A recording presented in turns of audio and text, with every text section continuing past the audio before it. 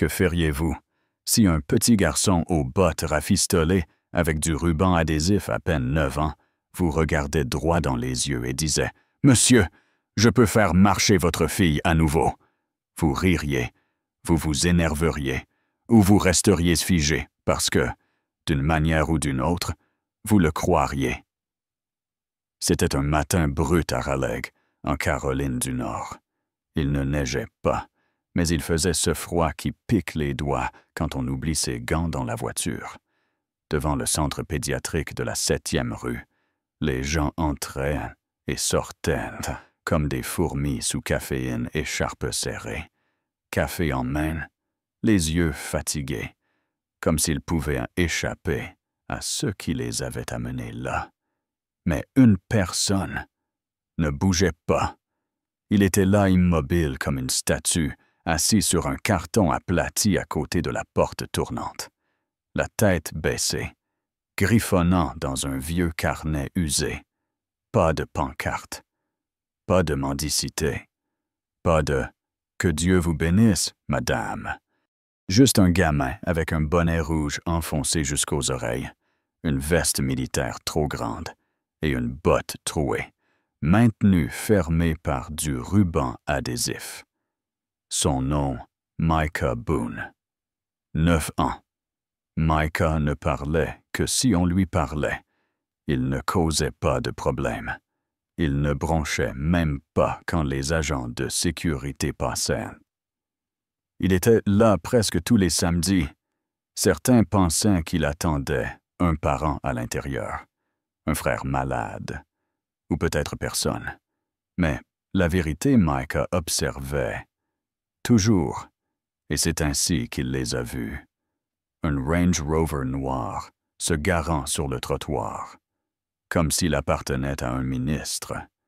À l'intérieur, il y avait Grant Winslow, début cinquantaine, costume froissé, cravate desserrée, avec la tête de quelqu'un que même l'argent ne pouvait sauver du manque de sommeil. Et sur le siège arrière, un siège réhausseur, une couverture rose, et une petite fille appelée Maya. 6 ans, des boucles derrière une oreille, les yeux grands ouverts, la bouche fermée, paralysée de la taille aux pieds. Grant la portait comme si elle allait se briser avec douceur, habitude, comme s'il l'avait fait 1000 fois, mais que ça lui faisait toujours mal, et juste au moment où il passait devant le gamin sur la boîte. Micah a levé les yeux et a dit clair comme le jour, « Monsieur, je peux faire marcher votre fille à nouveau. » Pas de demande, pas de comédie, juste cette phrase, comme une évidence. Grant s'est arrêté net. Pas de colère, ni de confusion, mais parce que quelque chose dans la voix de ce gosse l'a accroché au ventre. Il s'est retourné. « Qu'est-ce que tu viens de dire? » Micah s'est levé, carnet sous le bras. Je peux l'aider à remarcher. Et là, soyons clairs, Grant n'était pas un père en plein déni. Il avait passé 7 mois à courir entre neurologues, kinés, centres spécialisés, cliniques de miracles. Il avait tout entendu. Ce sera long. Il faut gérer les attentes. Les miracles prennent du temps. Mais de la voix de ce garçon, elle s'est accrochée à son esprit et ne l'a plus quitté. Plus tard dans la journée, en sortant du centre avec Maya dans les bras, le soleil était revenu, mais le froid restait mordant. Et là, encore, Micah, même endroit, même carnet, a observé. Grant s'est arrêté à nouveau. « Encore toi !» grogna-t-il en poussant la chaise roulante. Micah a hoché la tête calmement. « Bonjour, monsieur. Tu trouves ça drôle? » lança Grant. « Non, monsieur. Tu ne la connais même pas, » répliqua-t-il. « Tu ne sais pas ce qu'on a vécu. Je n'ai pas besoin de la connaître pour l'aider. Grant soupira. Tu as quoi? 9 ans? Presque 10, répondit Micah. Tu es un gamin assis sur un carton avec du ruban sur les chaussures. Qu'est-ce que ça que tu pourrais bien savoir sur l'aide à apporter à ma fille? Micah baissa les yeux un instant. Ma maman aidait les gens à remarcher. Elle était kinésithérapeute. Elle m'a appris des choses. Elle disait que le corps se souvient. Même quand il oublie, Grant s'est figé. Donc tu l'as regardé faire des étirements, et tu te crois médecin maintenant. Je l'ai vu faire remarcher un homme après 5 ans en fauteuil.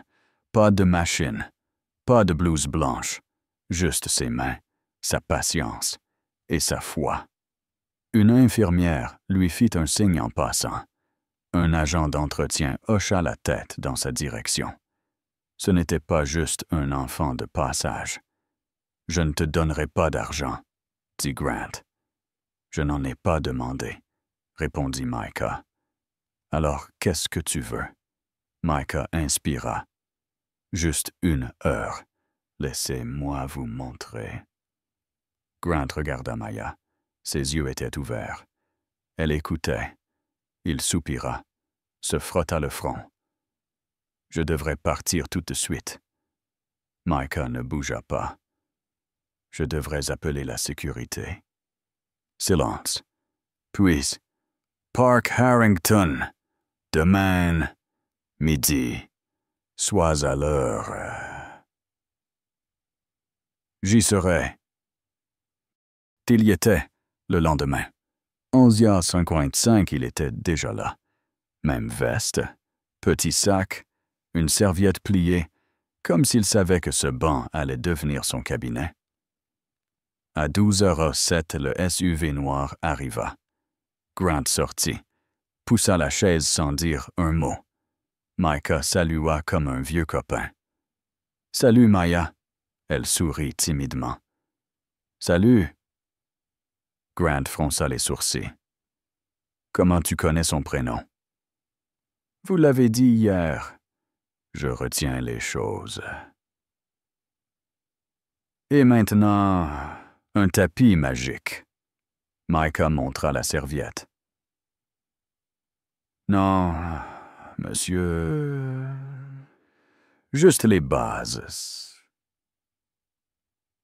Il sortit une balle de tennis, un pot de beurre de cacao, un vieux gant de riz. Le riz, c'est pour chauffer, détendre les muscles. La balle, pour les points de pression. Je peux essayer, demanda Maya. Doucement, murmura Grant. Micah s'agenouilla, plaça la compresse chaude sur ses jambes. Ça va. Elle hocha la tête. Ça fait du bien. Et pendant 30 minutes, des gestes doux, sans machine, juste des mains. Tu sens quelque chose? Non, c'est pas grave. On continue. Ils ont parlé.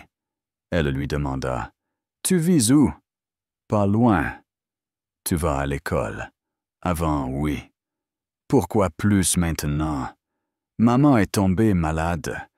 Puis, elle est partie. »« Je suis désolé. »« Merci. » Grant n'avait plus les bras croisés.